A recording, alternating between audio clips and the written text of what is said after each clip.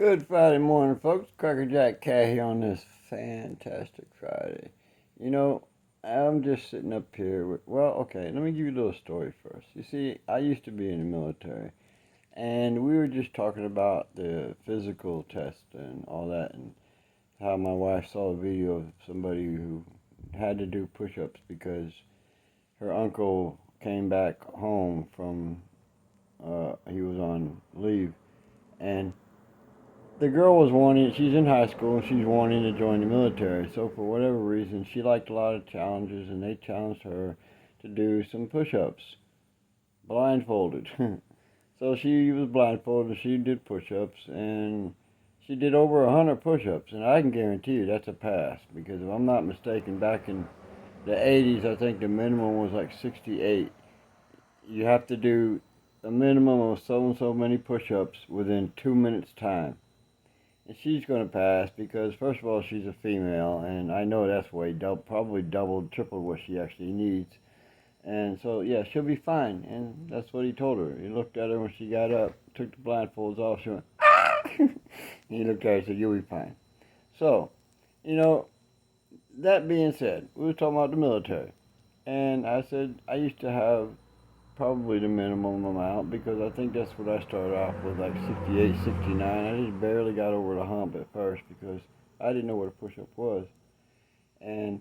But I pushed myself because the drill sergeant looked at me as I was first starting and I couldn't even do one push-up. He looked at me and said, as I'm still on the ground, looked down at me and said, you ain't gonna make it, boy. And me being where I've been through in life, I just looked at him with a thought, and I damn sure didn't say nothing. It was like, motherfucker, you have no clue. Nobody else was strong enough where I came from. You damn sure ain't got what it takes. Blah, short and sweet, done. And then we wandered off into what we do about planning and shit. And how it works in the military. See, the way it usually works is your average soldier, like a war or some kind of attack, the military don't all get together, la-di-da-di-da. No. The little fuck soldiers, anything from an E5 on down, right, get stuck in the barracks to go do motor pool duty or whatever the hell they do because the other guys got to have a meeting. They decide what they're going to do, I guess, and then boom, that's how it works. And then it comes down here and it gets dropped down on us. That's the best I can do without giving out details. But you kind of learned that, you don't really get a lot of choice in things, and nobody's really going to tell you exactly what's going on. And that was when I started to realize not everything is really quite the way it seems. Because, see, when you go in the military, you expect it to be more like, boom, boom, boom, like a schedule. Boom. I mean, I did. And I had no clue what the military was, and guess is most people don't. So, but I was talking to my wife, I said, we used to go to bivouac, and when they dropped it on us that we were going to bivouac, that's about the only thing they ever told us was the date that you're going on bivouac.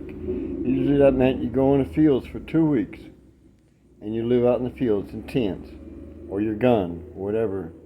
And so that's what we did. And there was this one time it was only for 1 week. And if I'm not mistaken, I think it was something about the first sergeant. Again, that's when you realize things aren't really the way they seem. See, you think this is all serious and we got to do this. And I mean, I did. And I took everything I had. You got to put guard. Yes, sir. I was serious about my shit. And then I'm like, how come we're not staying 2 weeks? You don't really know the deal, but you know who's pulling the trigger, and that's the first sergeant. So that makes you kind of realize, no matter what is, the right person with the right reason can change anything.